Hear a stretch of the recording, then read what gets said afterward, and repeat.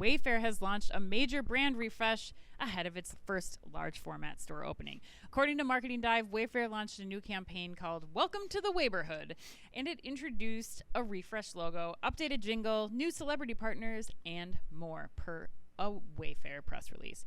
The brand has also enlisted celebrities including Lisa Ann Walter, Lisa Vanderpump, and Tituss Burgess. Is that his name? I guess so, yeah. I should know that probably, to join its longtime brand ambassador Kelly Clarkson for a campaign that arrives as the online retailer prepares to open its first large format physical store this spring in Wilmette, Illinois. Chris, Fabulous Wilmette, Illinois. What are you thinking about WayborHood? The WayborHood. Are you welcoming yourself to the WayborHood? Are you in on this? What do you think about the store? I'm trying to think of the Mr. Rogers song right now, like to come up with some joke about the WayborHood. But am I in on? Yeah. Okay. So there's two angles. It's kind of the headline was interesting. Like they're deliberately trying to make the connection between the large store format and the rebranding, which I think is fascinating. But so my thoughts, I'm dying to hear what you think on the branding, but my quick thoughts are, having watched some of it on the commercials, it doesn't really feel all that different to me. It just feels like more of the same, honestly.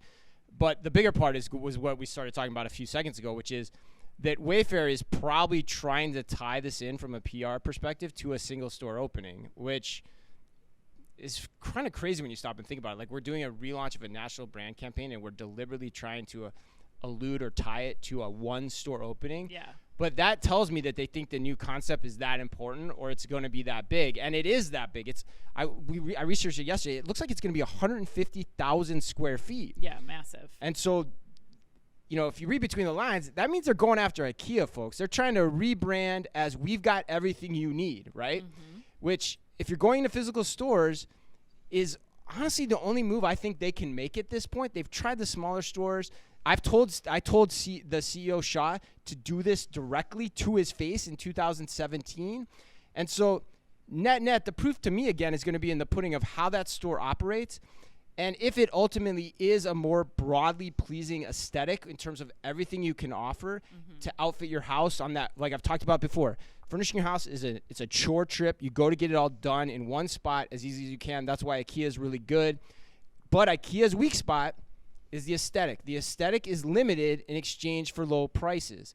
Wayfair's aesthetic... Like the store aesthetic is limited? The product's aesthetic. The products that IKEA carries are very specific to an aesthetic for the most part. And so Wayfair carries a much more broader range of an assortment. But the key will be, how do they showcase that in the store?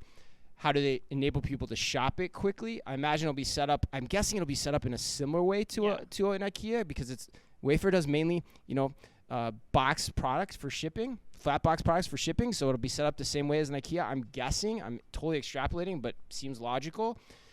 So that the key will be, how do they merchandise to those larger aesthetics, and how do they get people the product they want in the store or delivered to their house as easily, as efficiently as possible, which they're actually pretty good at doing for the most part. But what do you think? I mean, maybe hit the brand. What did you think of the branding, first of all? I didn't really have much to say about the branding other than I think they're pulling in these big celebrities because they still have an awareness problem.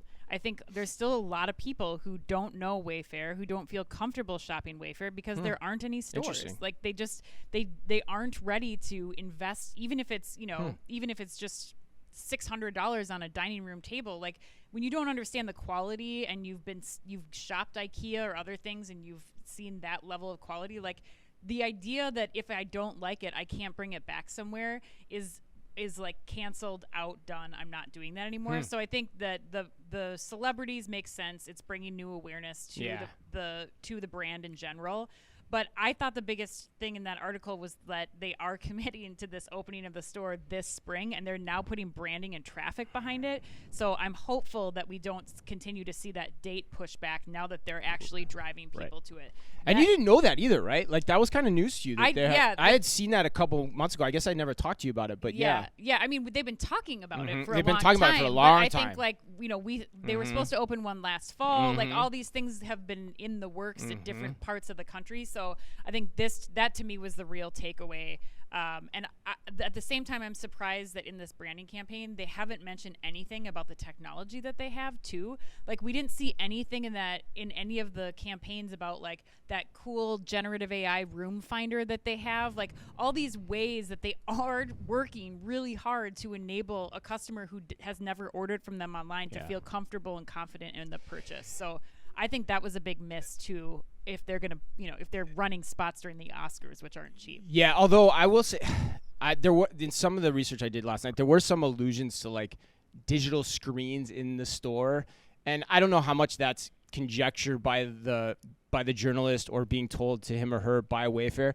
That's where I start to get really worried, because like you said, like these are, if you're going to the stores, it's probably for the people that are less technically savvy in terms of how this all works. And so you start doing that kind of stuff where you have to get them acclimated to a new way to shop. We've seen that doesn't work. It doesn't work for Amazon with grocery. It's not going to work for you either, Wayfair. So I hope you're not doing that. I hope you're just showcasing the breadth of your assortment in a good way. I would, because I interviewed their CTO, Fiona. Yeah, I think they're going to too, and that's what scares the hell out of me. She mentioned that several times. Like, we're trying to take the online experience into the physical.